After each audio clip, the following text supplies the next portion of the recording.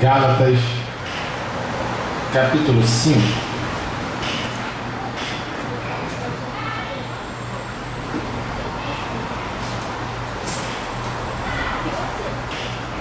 A partir do primeiro. Encontraram? Diz o seguinte: estais, pois, firmes na liberdade com que Cristo nos libertou, e não nos torneis a metermos debaixo do jugo da servidão. Eis que eu, Paulo, vos digo que se vos deixares circuncidar, Cristo de nada vos aproveitará. E de novo protesto a todo homem que se deixa circuncidar, que está obrigado a guardar a toda lei.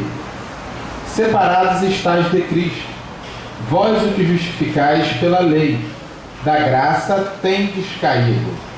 Porque nós, pelo Espírito da fé, aguardamos a esperança da justiça, porque em Jesus Cristo nem a circuncisão, nem a incircuncisão tem virtude alguma, mas sim a fé que opera por amor.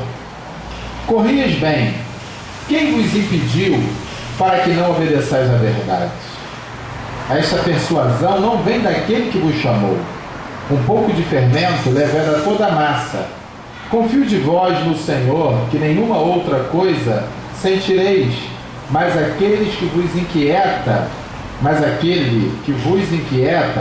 seja ele quem for, sofrerá a condenação.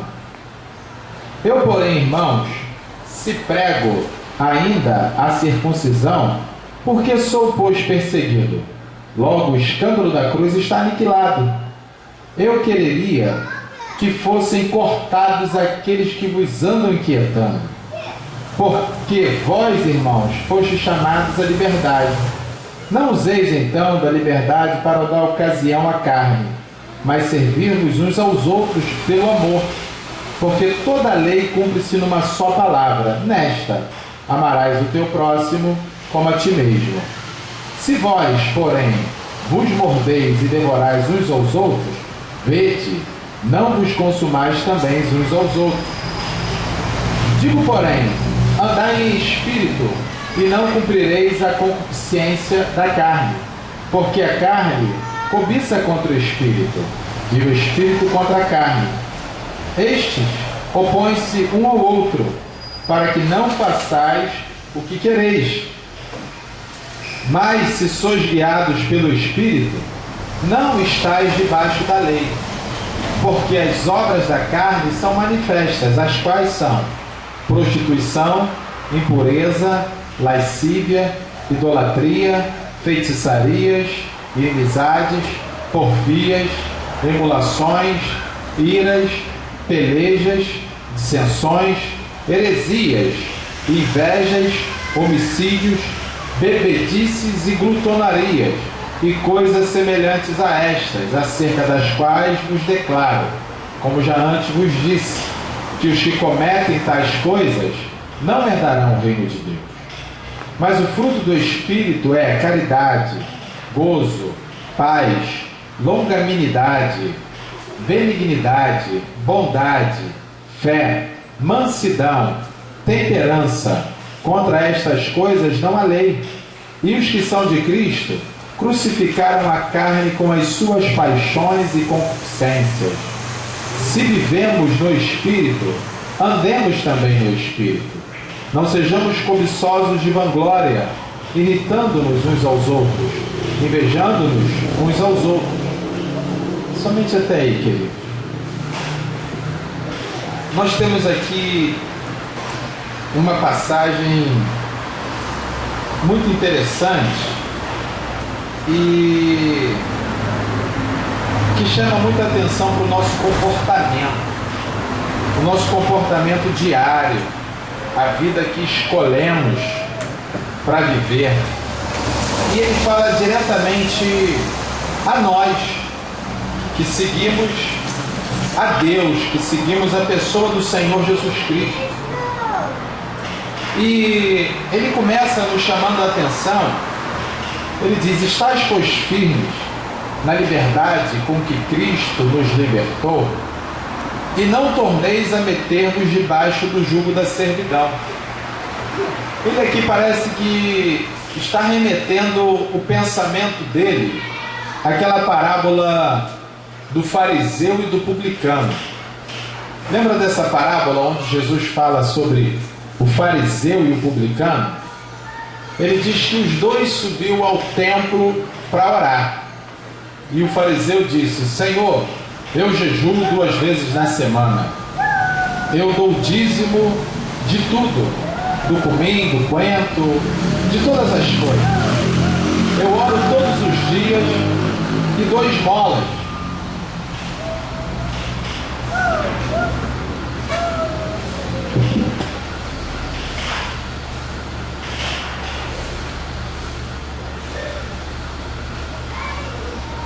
Ele disse: eu oro todos os dias e dou esmolas. E não sou como esse publicanozinho que está aqui do meu lado, que coitado. É um desgraçado pecador, né? Vai se ferrar, vai queimar no fogo do inferno. E o publicano, por sua vez, dizia: Senhor, tem misericórdia de mim, que sou homem pecador. Era o que ele dizia. E agora, os Gálatas, uma vez tendo conhecido o Evangelho que Paulo anunciava, que é o Evangelho de Cristo Jesus, eles estavam voltando atrás a um posicionamento que outrora eles foram livres. Porque logo ele inicia dizendo o seguinte: estáis, pois, firme na liberdade com que Cristo nos libertou. E ele diz: e não vos torneis a se submeter ao jugo da lei. Ele diz para não voltar ao jugo da lei, para não andar por esse caminho, para não voltar a qualquer prática que fosse fora daquilo que o Evangelho estava apresentando. E ele pega e diz assim: eis que eu, Paulo, vos digo, se vos deixar de circuncidar, Cristo de nada vos aproveitará. Ele diz: olha, se você se deixar circuncidar, Cristo não se aproveita de nada. Esquece Cristo. Cristo não vai ter mais nada a ver com a sua vida, nem o Evangelho dele vai ter a ver com aquilo que você faz e costuma fazer e o caminho que você escolheu para trilhar. E ele disse: de novo protesto a todo homem que se deixa circuncidar, que estáis obrigado a guardar toda a lei. E diz mais: separado estáis de Cristo, vós os que justificais pela lei, da graça tendes caído. Queridos, ele está dizendo àquelas pessoas que conheceram o Evangelho através da sua pregação, e agora muitos estavam se deixando a circuncidar. Lá no capítulo 2 desse versículo, dessa epístola, você vai ver Paulo repreendendo a Pedro na face, e aqueles que vinham da igreja de Jerusalém, que era comandada por Tiago, irmão de Jesus, e eles vinham de Jerusalém dizendo que as pessoas precisavam circuncidar-se, e aquele que não tivesse circuncidado, a obra de Deus não estava completa na vida dele. Eles estavam querendo dizer o seguinte: que qualquer um que conheceu o Evangelho, que conheceu as maravilhas de Cristo, que conheceu a Cristo, que conheceu aquilo que Paulo estava ensinando através do Evangelho de Cristo Jesus, embora tendo sido salvo, embora tendo sido purificado pelo sangue, embora tendo visto o Filho de Deus, embora tendo conhecido, tendo sido liberto da vida que o levava, eles estavam dizendo o seguinte, porque era uma revelação que estava vindo de Jerusalém. A gente precisa ter cuidado com as revelações que chegam e que surgem, porque essa revelação era contrária ao Evangelho. A revelação dizia o seguinte: Cristo te libertou, mas você precisa circuncidar-se. Porque se você não circuncidar, a obra do Espírito Santo não está por completa na sua vida. Você precisa cortar o prepúcio da genitália masculina. Olha a associação no qual eles estavam fazendo, que era necessário um corte numa parte do corpo para que a obra de Cristo pudesse ter sido completa na vida do sujeito. E aí, Esses são os legalistas que vivem sob a lei, que vivem debaixo da lei. Como naquele tempo, era a circuncisão no qual prevalecia debaixo da pregação do homem que era tido como legalista. Hoje, em nosso meio, nós não temos prática da circuncisão propriamente dita, mas o legalismo está instalado em nosso meio. Em quantos lugares você já viu, você já ouviu, já presenciou, e talvez algum desses tiranos que seguem a lei do homem, que é estabelecida pelo próprio homem, tentou incutir na sua vida e fez com que talvez você viesse engolir a goela abaixo forçado a lei no qual é impetrada por eles. Eu sei, Jesus te salvou, mas você precisa fazer uma campanha de tantos dias para alcançar a vitória. Jesus te salvou, mas você tem que estar presente na reunião tal, porque se você não estiver presente na reunião tal, você não é um bom filho de Deus. Você precisa mostrar que você é um santo homem de Deus, frequentando as reuniões de oração no dia tal. Os cultos de doutrina, se você não aparecer, meu irmão, tem um problema contigo. E ai de ti se não vier ceiar. Se tu não vier ceiar, a obra de Cristo não está completa na sua vida, porque a gente precisa da ceia, sabe como é que é, irmão? Para completar a obra de Cristo na nossa vida. Porque sem a ceia, Jesus não nos purifica. Se você não fizer as orações e não entrar na campanha do gigante, ou do demônio, ou desse seja lá qual for, Jesus não vai ser completo na tua vida. Você precisa, você tem, é necessário, porque a vida do cristão é diferente, ele precisa disso. Paulo, ele diz o seguinte: qualquer um que tenta se submeter a uma lei estabelecida pelo homem, a cruz de Cristo não tem proveito algum, porque ela está sendo aniquilada, porque ele está dizendo que Jesus Cristo, através do seu sacrifício, não é autossuficiente para a salvação do mesmo. Ele está dizendo que precisa disso e precisa daquilo para poder alcançar o reino dos céus. Em alguns casos, o batom até impede que alguém possa encontrar com Jesus Cristo no reino dos céus. Outros casos é o brinco e calça compridas e saias e blusas com ou sem mangas e cabelos e tinta de cabelos e pinturas de unhas que impede as pessoas, segundo os legalistas. São músicas e entre outras coisas mais que são estabelecidos de uma forma ilegal, dizendo que se o fulano não se enquadrar naquilo ali, ele não vai ser salvo. É mentira do diabo. Paulo está dizendo que qualquer um que fizer isso, ele diz o seguinte: Cristo de nada vos aproveitará, porque Cristo, ele é suficiente a mim e a ti para nossa salvação. Ninguém precisa fazer mais nada. Você não precisa botar um terno, você não precisa entrar na campanha do sei lá o que, de tantos dias para 12 meses, você não precisa de entrar em campanha de cura, ou seja lá o que for, meu irmão. A tua salvação é dom de Deus, é de graça, você não precisa fazer nada. Cristo Jesus simplesmente te salva, e o legalista fica tentando impetrar sobre a sua vida coisas da lei, ao passo que ele chegava e perguntava: vem cá, tu já cortou lá já a pele ou não cortou? Se tu não cortou, meu irmão, acho bom você cortar, porque, deixa eu falar um negócio contigo, só assim que vai se cumprir as coisas na tua vida, porque se tu não fizer isso, não vai se cumprir. Tem que ter uma iniciativa da sua parte, porque se não tiver da sua parte, o Senhor não vai fazer da dele, porque o Senhor faz quando tu fizer. Olha só que coisa controversa, porque ele nos amou primeiro antes de nós existirmos. Agora, que papo é esse que eu tenho que fazer para Deus fazer? Deus, ele te amou e o sacrifício dele foi unilateral, independente da tua condição, independente do que você fez ou do que vier a fazer.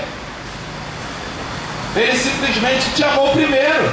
Ele te amou primeiro e agora não precisa de paga, porque a salvação não são pelas obras, já diz Efésios capítulo 2.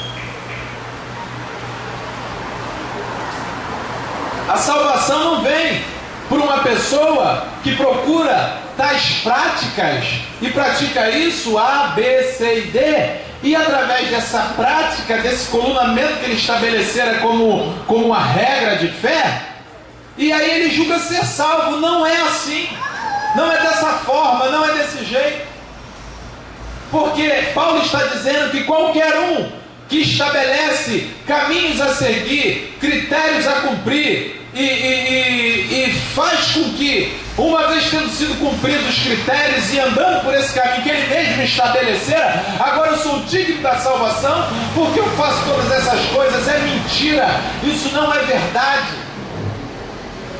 A lei opera de uma outra forma, e o sujeito legalista que tenta impetrar tais coisas estabelecidas por ele próprio como viés para a salvação, isso não existe. Só existe um caminho, que é um caminho vivo e santo. É o caminho do sangue que fora derramado na cruz do Calvário. Paulo ele disse: qualquer um que se submeter à lei humana, que faça com que o sujeito entenda que ele é salvo uma vez tendo cumprido, caíste da graça. Se uma vez ele conheceu, né? Porque quem conhece a graça não vai atrás de conversa fiada. Paulo ainda disse mais, porque a conversa era de Pedro, meu irmão. Paulo disse assim: seja ele quem for, que estiver aí tentando dissuadir vocês, tentando fazer você se enquadrar sobre julgos da lei, não interessa. Pode ser o fulano, pode ser o cicrano, ele vai sofrer a condenação. Ele vai sofrer a condenação. Quem conhece a graça, quem conheceu Jesus, não vai deixar se submeter por articulações humanas. Paulo disse assim: tudo bem, você quer agora circuncidar? Então que cumpra toda a lei. Eu quero ver cumprir a lei, porque ninguém conseguiu cumprir. Jesus cumpriu ela por nós. Ele disse assim: ó, é contigo mesmo. Você vai saber, você seja sabedor que Jesus e a graça, você não tem mais nada a ver com isso, nem com o Evangelho, nem com a prática das Escrituras, nem com o Filho de Deus, nem com nada. Agora você segue a lei e se vira com a lei, é você e ela. Esquece Jesus, porque da graça tu já foste cair. Isso, gente, comumente nos deparamos diariamente, cotidianamente, com esses legalistas que ficam cercando o outro. Olha só, tu tá de batom, você cortou o cabelo, pintou a unha, tá de calça, não pode ir lá, tem que cantar tais hinos, não pode ver fulano, não pode ver cicrano, tem que ser assim, assim, assim. Quantas vezes nós encontramos com pessoas assim? Olha, tudo bem, você agora encontrou Jesus, mas a conversa de Paulo não tem nada a ver. Paulo é maluco. Paulo escreveu essas coisas aí, Paulo não sabe o que fala não. Não dá ideia para Paulo não. Não dá ideia para Paulo não, meu irmão. Você foi salvo, mas agora você tem que fazer isso, isso e isso. Você foi salvo, mas precisa também disso, disso e disso. Eu sei que Jesus é gente boa, morreu por nós, mas olha só, eu acho bom que você faça isso, senão o Espírito Santo não vai descer sobre a tua vida. Jesus não é suficiente. Essa conversa do legalista é mais ou menos assim. Descaracteriza totalmente a pregação do Evangelho. Joga fora o escândalo da cruz, da morte de Jesus. Aniquila o sacrifício que ele fizera. Joga fora o sangue. Calca os pés do Filho de Deus, como Hebreus fala sobre tais coisas. Ele diz assim: olha, por que andarmos deliberadamente em pecado após conhecermos a graça? Já não resta mais sacrifício, mas certa expectação de fogo consumidor prestes a consumir os adversários. Se por duas testemunhas, segundo a lei de Moisés, o sujeito era condenado à morte, julgai vós mesmo quanto maior e severo castigo sofrerá aquele que calcar os pés do Filho de Deus, ou seja, aquele que for contra o Evangelho, estabelecendo as suas próprias leis. Aquele que tornar profano o sangue da aliança, dizendo que o sangue não é suficiente para purificar, precisa de uma campanhazinha aqui, de uma subida de monte acolá, de frequentar reunião tal, de visitar o fulano não sei aonde. Disso não precisa de nada disso, meu irmão, porque torna-se profano o sangue e ultraja o Espírito da graça. E aí ele prossegue dizendo mais. Ele vai dizendo o seguinte: Porque nós, pelo Espírito da fé, aguardamos a esperança da justiça.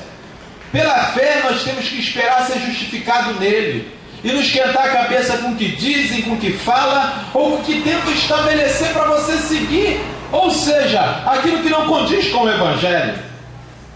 E ele prossegue dizendo: porque em Jesus Cristo nem a circuncisão, nem a incircuncisão tem virtude alguma, mas sim a fé que opera por amor. Queridos, entenda bem, quando ele diz, olha, nem a circuncisão e nem a incircuncisão é coisa alguma, o que ele está querendo dizer com isso? Olha, os legalistas não tem nada a ver com o Evangelho, a circuncisão não tem nada a ver, toda essa pregação que tenta impetrar para você seguir não tem nada a ver, isso está fora do Evangelho, isso está caído da graça, isso não existe, isso não tem parceria com Jesus, nem com o seu sangue, e nem com aquilo que ele apresentara em toda a sua vida. Mas ele também diz, e nem a incircuncisão é coisa alguma. O que é isso, nem a incircuncisão? Porque tinha uma turma também, que dizia o seguinte, de birra, né? Eu não vou me circuncidar, porque eu já encontrei com Jesus, e essa galera legal aí, do legalismo, não tem nada a ver, eles estão tudo maluco, eu não vou me circuncidar porque eu sou de Jesus e me sinto muito melhor do que eles, então eu não vou fazer nenhum tipo de circuncisão, porque eu já estou livre, já estou liberto, e essa turma aí é um bando de imbecil, e por aí afora. E começavam a se sentir melhor do que qualquer um. E aí Paulo, ele pega e diz o seguinte, ele diz que nada disso tem virtude alguma, mas sim a fé que opera por caridade, a fé que opera em nós, através do amor, isso sim é alguma coisa, é o que ele está dizendo, a fé que opera em mim, através do amor, isso é o diferencial. O que é o diferencial segundo a pregação de Paulo? O amor. Qual é a diferença? E o que é que pode nos elevar? O que é que pode fazer com que venhamos estar no bom caminho? É a fé que opera através do amor, e não do legalismo, e não da birra, eu também não vou me circuncidar coisa nenhuma.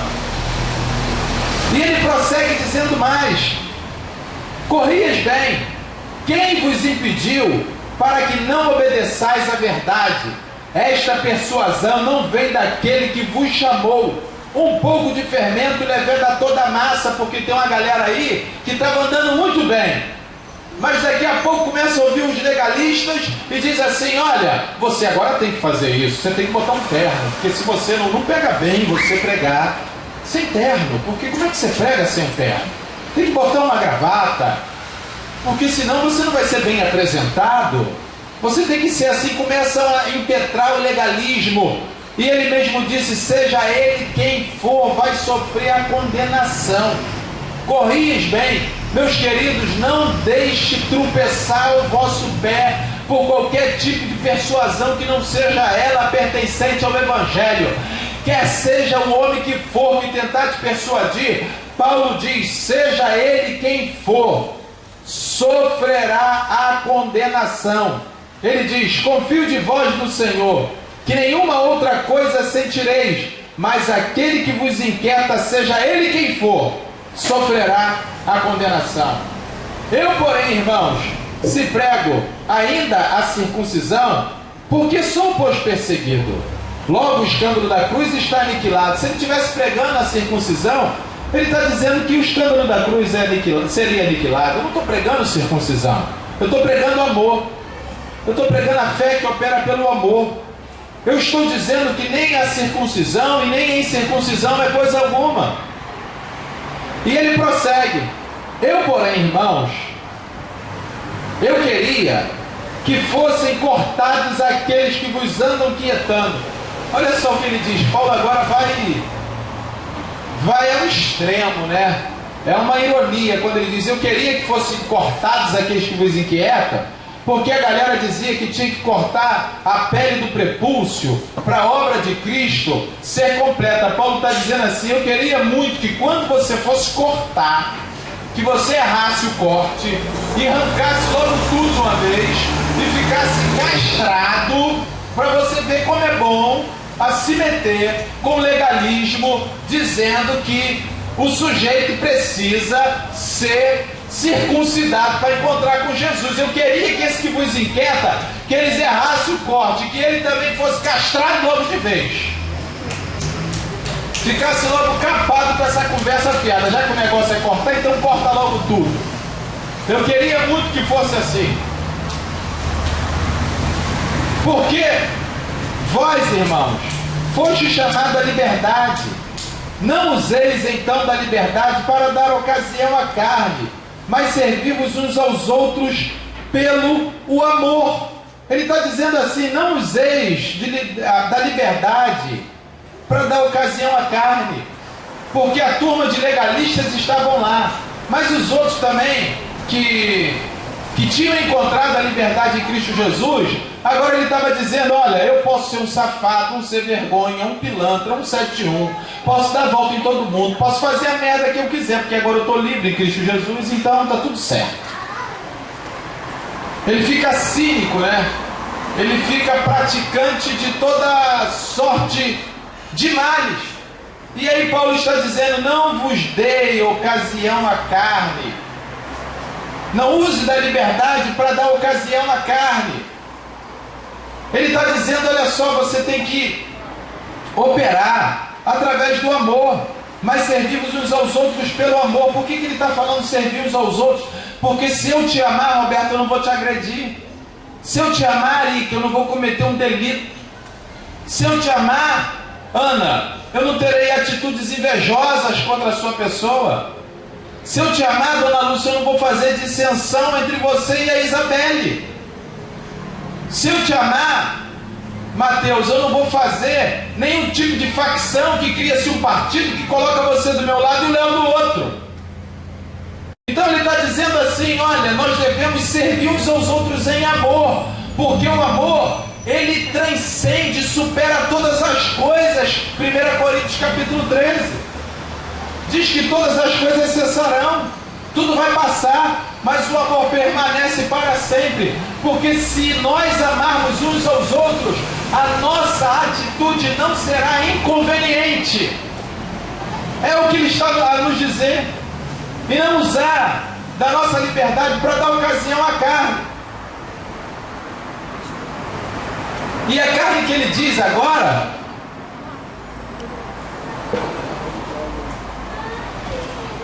não é aquilo que muitas vezes nós pensamos.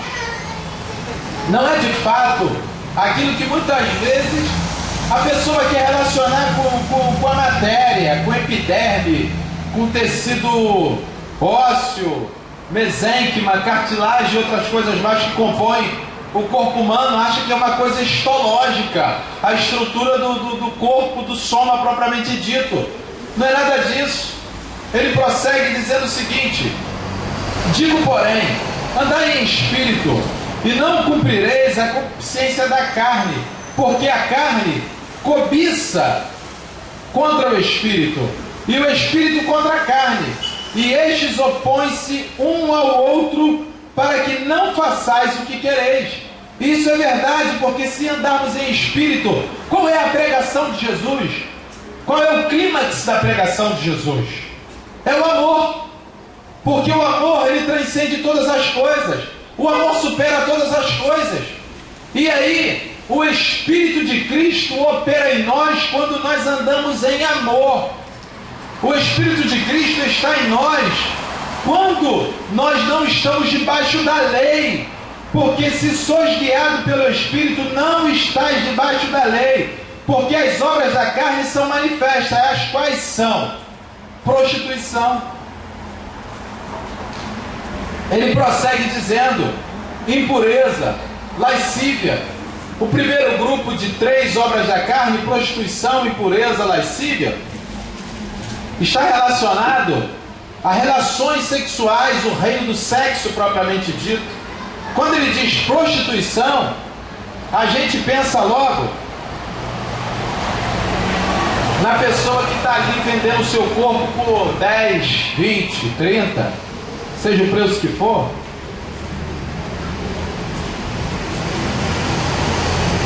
Não interessa qual, mas o ser humano logo vem à sua memória as meninas que estão ali na curva, os homossexuais, os transexuais e entre outros, que estão a se vender. Quando prostituição, de fato, não está relacionado somente ao ato sexual, mas sim ao ato de vender-se por alguma coisa, aí a gente esquece do nosso nariz, porque a gente não fica plantado na esquina vendendo o nosso corpo. A gente não vai fazer show de striptease. Aí a gente, para poder anular a nossa conduta, a gente pega e imagina somente isso. Mas quantas pessoas que se vendem para ter um carro X? Quantas pessoas que ficam babando o chefe da igreja tal para poder ser consagrado a sei lá o que? Se vendeu. É um prostituto como o outro. E talvez ainda pior do que aqueles que ficam aí se vendendo pelo sexo. Porque ele vende a sua moral, ele vende a integridade, ele deixa de opinar, ele deixa de ser um ser humano por direito para ser guiado por outro ser humano e não pelo Espírito. Ele se submete a autoridades humanas naquilo que diz respeito a transgredir o Evangelho. E usa ainda Romanos, no capítulo 13, para dizer que toda autoridade foi constituída por Deus, eu devo me submeter e me vender a ela e fazer aquilo que Ele estabeleceu por lei. E não aquilo que é de fato a lei de Cristo. E Ele quer, por si mesmo, seguir aquilo. E Ele vende-se daquela forma. Em contrapartida, existem outros que só focalizam essas tais pessoas que anteriormente eu havia dito, e não se enxerga o seu comportamento. Ele está se vendendo a quê? Ele está se entregando a quê?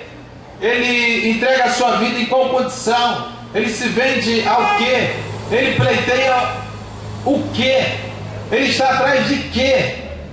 Ele quer aparecer, ele quer se vangloriar, ele quer status, ele quer posições em meio à sociedade. Com isso ele vai vendendo a alma para o diabo.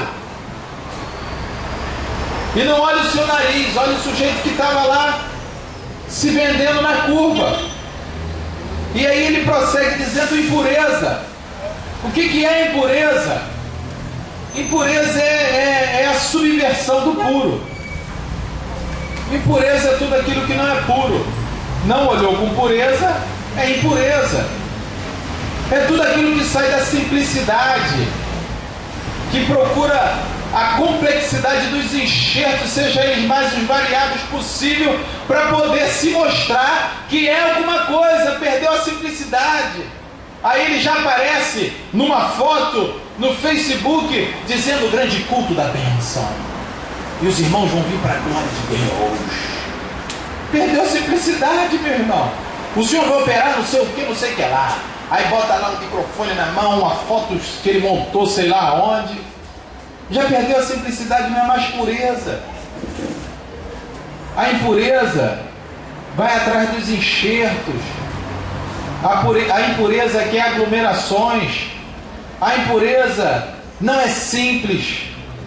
A impureza não há nenhum tipo de conduta de humildade.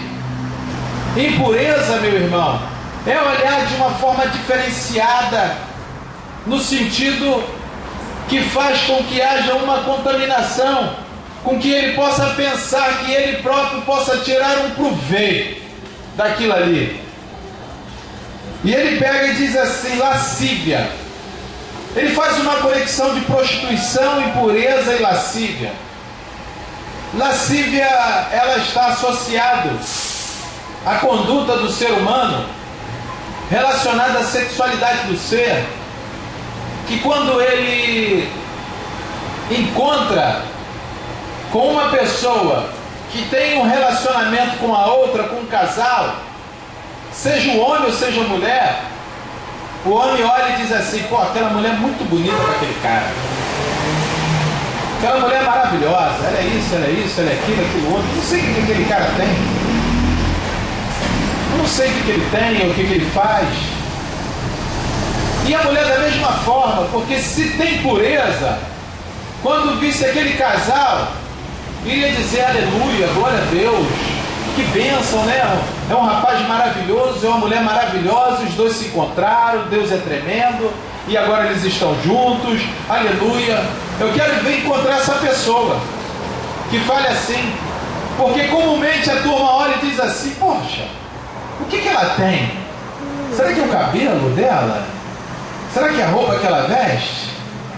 Será que ela tem para ter esse cara? Porque esse cara não tem nada a ver com ela.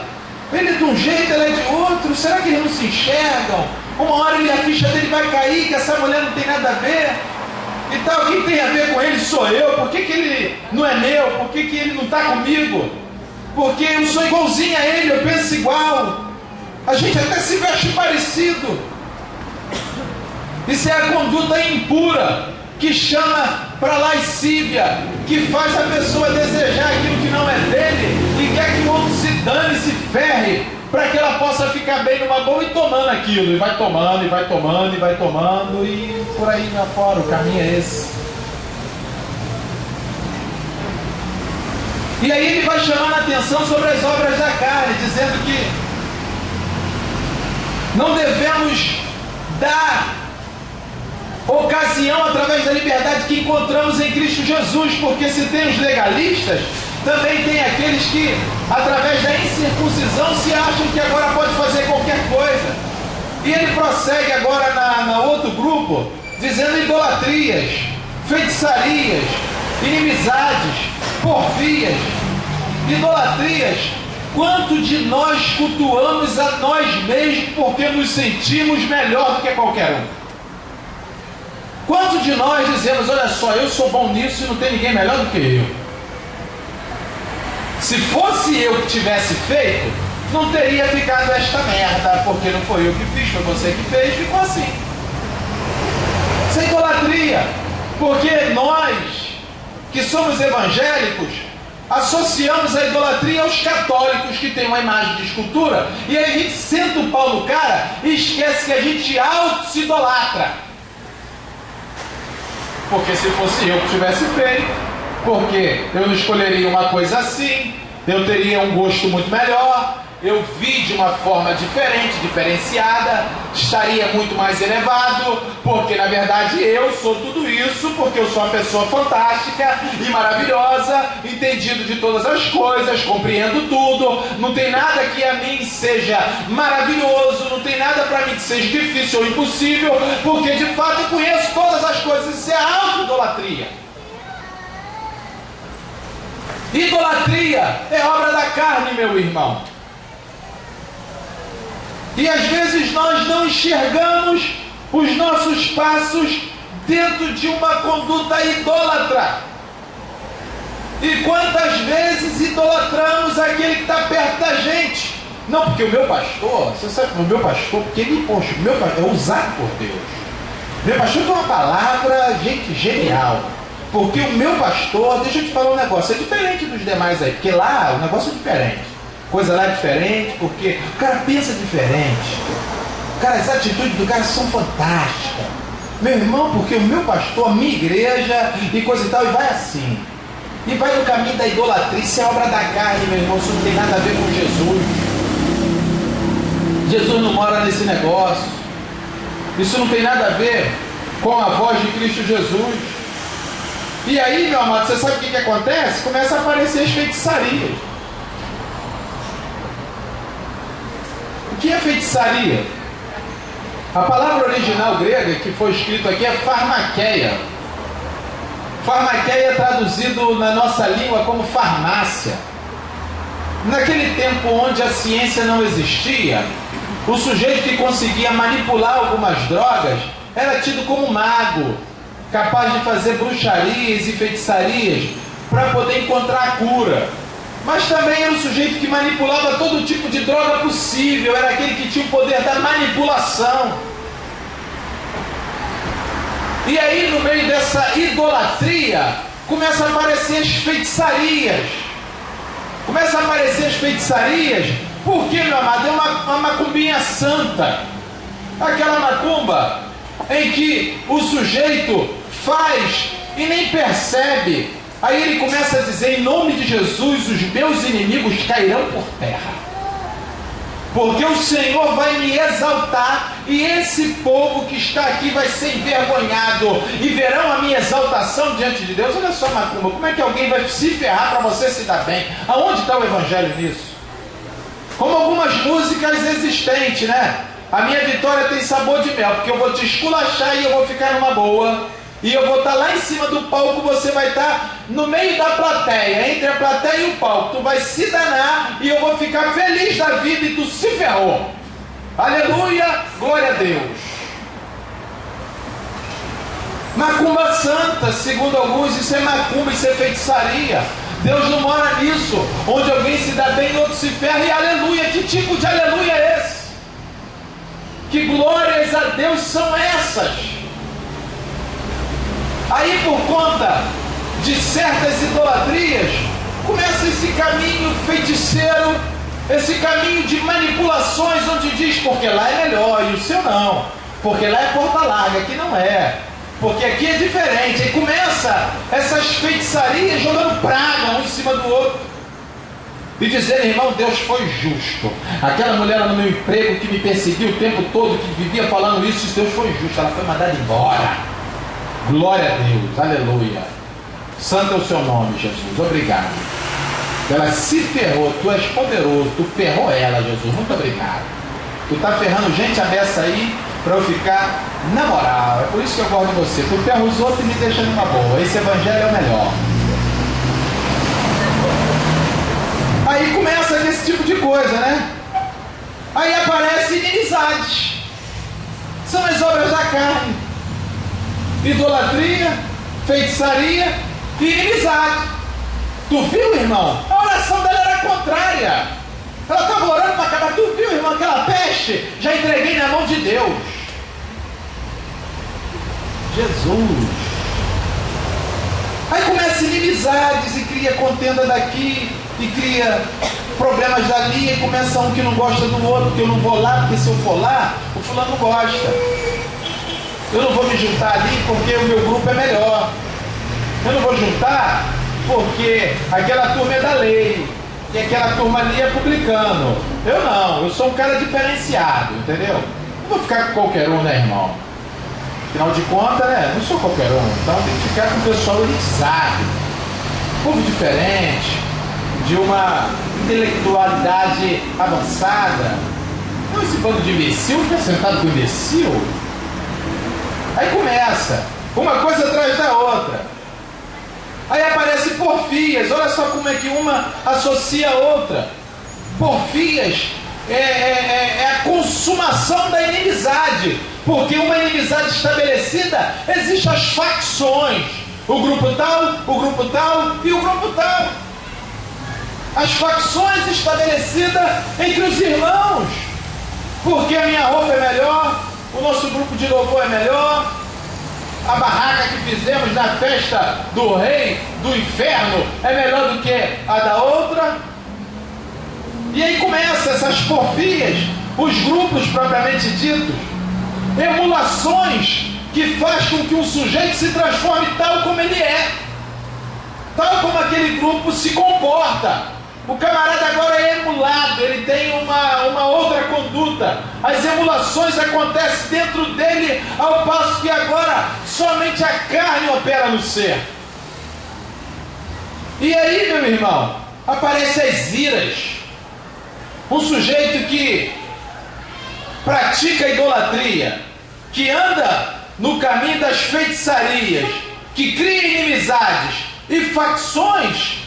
O que é que vai acontecer no meio de coisas tais como essa? As emulações vão acontecer e o sujeito vai estar ofegante de ira, irado por conta do outro. Ele vai ver só, ela vai ver só, ela está pensando que é quem, ele pensa que é o quê, e começa aquela coisa de ira, um chateado, irado, doido para arrebentar o cara, entendeu? mas pertence tudo ao mesmo lugar, pertence tudo à mesma comunidade.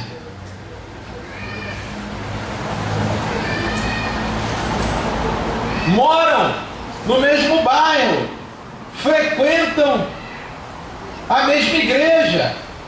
E aí ele prossegue dizendo pelejas, aí começam pelejando contra o outro, né? Peleja, um querendo acabar com o outro definitivamente. Dissensões, o sujeito vai se endiabando cada vez mais, porque diabolos significa separar-se, dividir-se. E tudo que começa com o prefixo di no grego é dissensão, difama, discórdia. Tudo isso que começa com esse di, parte-se do diabo propriamente dito. O sujeito vai se endiabando cada vez mais. Olha onde ele vai parar, dissensões, já se diabolizou há muito tempo, tá com um cão montado em cima dele e não está nem sabendo o que vai surgir disso. Heresias, doutrinas mentirosas, ensinamentos inexistentes, criados através de um fruto carnal, da mentalidade simplesmente humana, desassociado do Espírito e do Evangelho de Cristo. E aí, meu irmão, Paulo prossegue dizendo que tudo isso vai acontecer em invejas. O sujeito que inveja o outro porque ele canta bem, que inveja o outro que prega bem, que inveja o outro porque toca bem, que inveja o outro simplesmente porque está alegre. A alegria do cara é motivo para o outro ter inveja. Aí ele passa a querer as coisas que o cara tem, passa a querer ter o carro que o cara tem, a roupa que o cara tem, parece... O cara entra numa maluquice neurótica e psicótica que ele quer viver a vida do outro e não a dele, ele esquece da dele. É uma inveja total que ele queria estar no lugar do cara. Tudo por conta desse desencadear dessas obras da carne propriamente dita. E aí, meu irmão, ocorre-se sabe o quê? Os homicídios. Porque tem muita gente que mata os outros por conta de inveja. Os homicídios ocorrem por conta de inveja. E aí agora ele passa para um outro grupo de obras da carne. Ele diz bebedices e glutonarias e coisas semelhantes a estas. Bebedices e glutonarias, isso está associado ao povo da Galácia, que comumente festejavam um deus chamado Baco, onde tem a origem da palavra bacanal, que eles faziam as suas festas através de bebedice, e a galera vinha andando pela rua com os seus tambores e com as suas músicas, e a galera doidão pra caramba convidava o sujeito, parava na porta da casa dele para ele vir fazer parte daquele bacanal, para ele vir com ele e a mulher dele fazer parte daquela orgia. Então Paulo está condenando diretamente esta prática, onde a galera enchia o pote de álcool e ficava muito louco, doidão. E aí, meu irmão, o sujeito para ter determinadas práticas de idolatrias, de feitiçarias, práticas aonde toda essa sorte de inimizades, porfias, emulações, iras, pelejas, dissensões, heresias, invejas e homicídios, para o cara aguentar isso, ele tem que ter uma dose que anestesia ele, que faz ele não enxergar nada disso diante dele, o tamanho do endemoniamento no qual ele está inserido. E aí a turma ia lá para a festa do deus Baco. E Paulo condena esse tipo de coisa, e nós devemos ter muito cuidado hoje na nossa cultura, porque os legalistas dizem assim, ó, você não pode beber. Se você não pudesse beber, meu irmão, Jesus Cristo não tinha transformado água em vinho. Paulo não tinha dito a Timóteo para ele tomar um pouco de vinho. A gente tem que entender o que ele está querendo dizer, bebedice, o sujeito ficar embriagado, não ter mais a consciência, perder direcionamento, ao ponto de se meter em toda sorte de coisas tais como essa aqui. Glutonarias, porque essa festa era associada a muita comida também. Então Paulo, ele agora diz: e coisas semelhantes a estas, acerca das quais vos declaro, como já antes vos disse, que os que cometem tais coisas não herdarão o reino dos céus. Mas aí ele pega e diz: mas o fruto do Espírito é a caridade. Gente, ele nos chama para a fé que opera pelo amor. Se nós tivermos amor em nós mesmos e servirmos aos outros em amor, como ele dissera, eu não vou ter inveja de você. Como mesmo eu disse, não vamos criar facções, não vou auto-me idolatrar ou idolatrar alguém, não vou fazer nenhuma mandinga santa para tentar prejudicar o outro e dizer que vou me dar bem. Não vou criar nenhum tipo de grupo e não vou fazer com que ninguém entre no caminho do endemoniamento. Se tiver amor em mim, não vou desejar aquilo que é teu. Se tiver amor em mim, a obra da carne não vai operar, fazendo com que tais coisas possam lhe atingir através de minha vida. O que devo eu fazer é dar fruto do Espírito, e muita gente está confundindo o fruto do Espírito com evangelizar ali na curva. E agora eu tenho tantas almas para apresentar ao Senhor. Fruto do Espírito com a igreja cheia, fruto do Espírito com viajar lá não sei para onde para pregar o Evangelho. Não, o fruto do Espírito não tem nada a ver com isso. O fruto do Espírito, meu irmão, ele é um só, ele é amor. E o amor traz gozo, traz paz, traz longanimidade, benignidade, bondade, fé, mansidão e temperança. O fruto do Espírito, meu amado, nós fomos chamados para dar frutos, e toda árvore que estando nele não produzir frutos é lançado fora. E eu preciso produzir o fruto do amor para com a tua vida. Eu preciso te amar, porque se eu tiver essa conduta contigo, eu nunca vou te odiar. Eu nunca vou fazer macumba santa contra a tua vida. Eu nunca vou querer que você venha me idolatrar ou eu mesmo me idolatrar a ti. Porque se por mim operar o amor, meu querido, nada desses grupos de frutos da carne vai operar em nosso ser, mas pelo contrário, aparecerá o fruto do Espírito.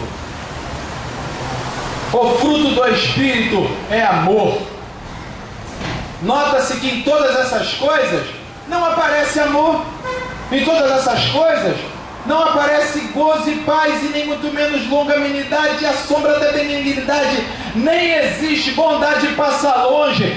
Fé foi aniquilada, mansidão, meu irmão, ninguém verá.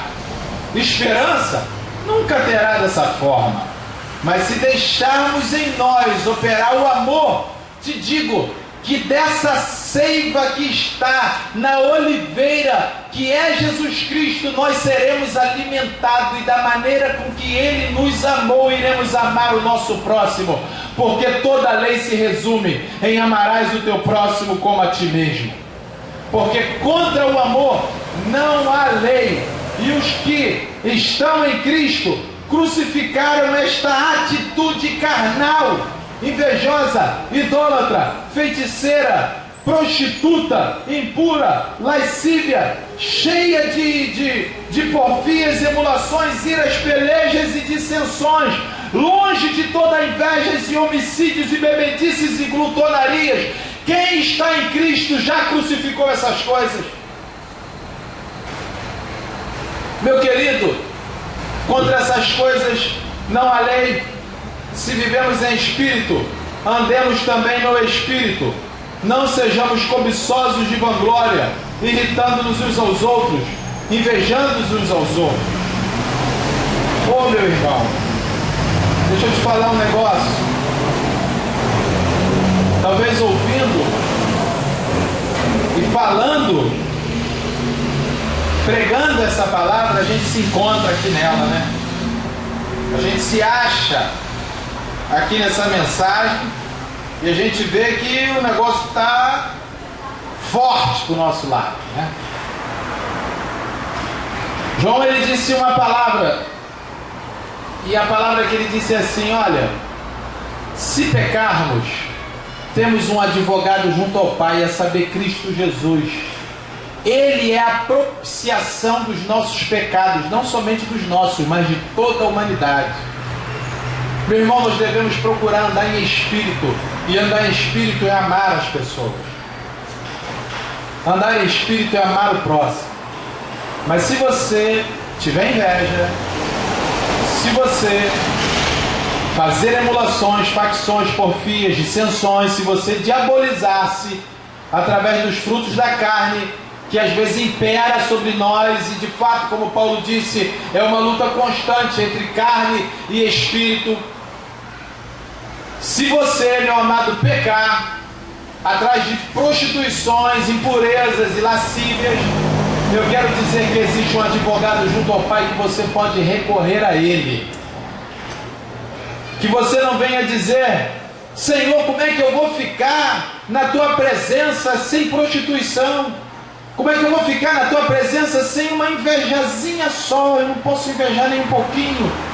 Nem uma feitiçariazinha, Senhor. Eu não posso dizer que os meus inimigos agora estão amaldiçoados em nome de Jesus. Que Jesus seja justo e possa ver o que você está fazendo e que você seja amaldiçoado. Que maluquice é essa? Que de fato venhamos andar debaixo da graça, porque a graça ela te perdoa e perdoa a mim. Que venhamos entender que essas obras da carne não competem a nós, não compete a nenhum ser humano da terra, mas sim de fato amar ao próximo como a ti mesmo, porque toda lei se resume em amor. Amados irmãos, precisamos entender o que o Evangelho quer de nós, e se começarmos a amar o nosso próximo, a nossa vida terá um direcionamento diferente e a nossa vida de fato será uma vida diferenciada. Este é o Evangelho e esta é a mensagem que eu deixo para vocês nessa noite. Amém? Amém.